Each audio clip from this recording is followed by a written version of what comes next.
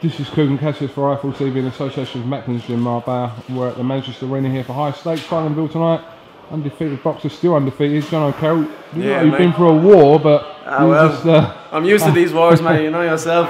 You've had a cut eye there. Obviously, the referee brought the contest to a halt and went to scorecards, and obviously you were outpointing Barrington Brown quite comfortably, so you claimed the win that way, but probably not the most ideal way to have won a fight in your opinion. Yeah. I was a bit disappointed that the fact that I got stopped all right with the cut. You know, we obviously wanted to get the rounds in. I was enjoying being in there. Like, I love to fight. Like, this is the fun part for me. You know, the hard work was in the training camp and stuff. But I was just feeling good, just starting to come into my own. You know, finding my range comfortably.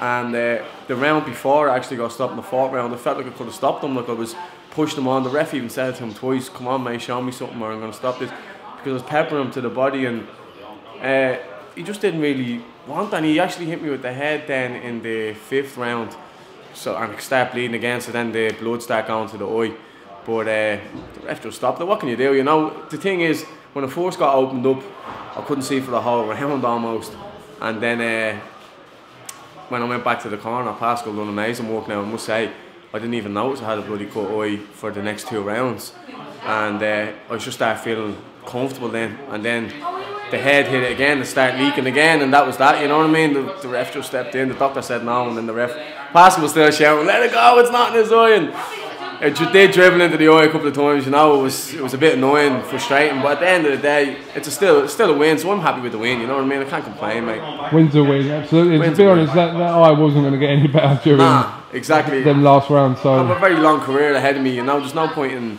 messing up my eye even worse than what it is. It's going to have me out of the ring for even longer, you know. So it is what it is. It's another win in the bank, and that's all that matters, you know. I'm still undefeated. Still undefeated, absolutely. And I got the rounds in. You know, he's an awkward out customer, like I have to say. Not many people stop him, to be honest. Barrington Brown, he's tough, durable. You know what you're getting when you get in the ring with him. So yeah, exactly, you know. But he was a tricky out customer, you know. But I like getting in and kind of finding my range. I was making sure I wasn't going to overreach and do silly things, you know. I'm kind of maturing in the ring now with me sparring and everything else. Like, I'm not overreaching, I'm not doing stupid things like the way I did in my amateur days and stuff, you know. I'm really settling into professional game good now. So that was the main thing, is I wasn't overreaching, you know, and I felt I should start boxing comfortably. I was boxing good, you know, I felt very strong. That was in what, the 5th round, and I felt like I could have done another 5, you know. I felt really fit and strong. So that's boxing, you know what I mean? Just another day in the office, mate, you know? Another day in the office, absolutely. Obviously, you've probably been asked this question to death, but people still want to know when's going to be the rematch between you and Garrity.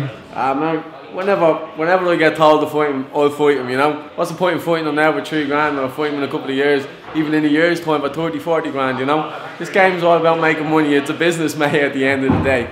But it's good, you know? It's good to have that rivalry even in Ireland, and people building up and people wanting to see it, because it's exciting. The Irish fans needed that, you know. Like, we haven't had something like that in a long time. I always thought I was going to see Andy Lee and Matthew Macklin fight, or, you know, something along them lines, and it never happened. Like, so another one would be Conrad Cummins and Jason Quigley coming up through the ranks. You know, I'd love to see that as well. It's just great that our amateurs are coming up and we're turning into very successful professionals, and people want to see the fights happening, and it's exciting, you know. So I'm happy that I'm involved in something like that. It's good. Absolutely. When it happens, it happens, and the fans will be pleased. Trust me, the fans will be pleased when it does. But Decco's a lovely fella, you know.